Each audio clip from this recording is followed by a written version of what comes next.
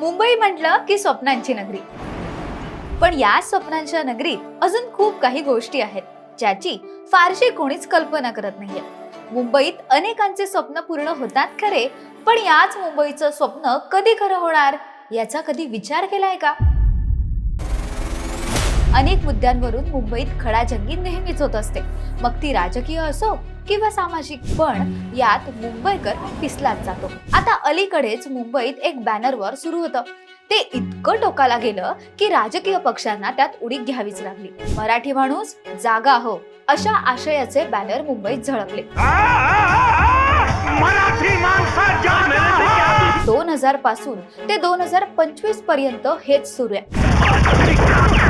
आता याच बॅनरला प्रत्युत्तर म्हणून जे हिंदुत्वाचे झाले नाहीत ते मराठी माणसाचे काय होणार, एका परिवाराच्या नादाला लागू नका अशा शब्दात बॅनरवरून चोख उत्तर दिलं. पण यात मराठी माणसाची काय चूक?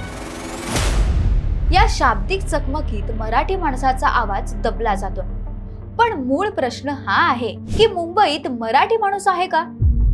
मराठी माणसाचा आवाज मुंबईत पोहोचतोय का?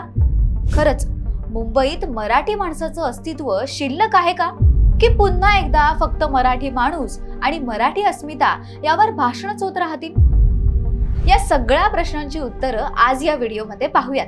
त्यामुळे हा व्हिडिओ शेवटपर्यंत पहा आणि चॅनलला आत्ता सबस्क्राईब करा.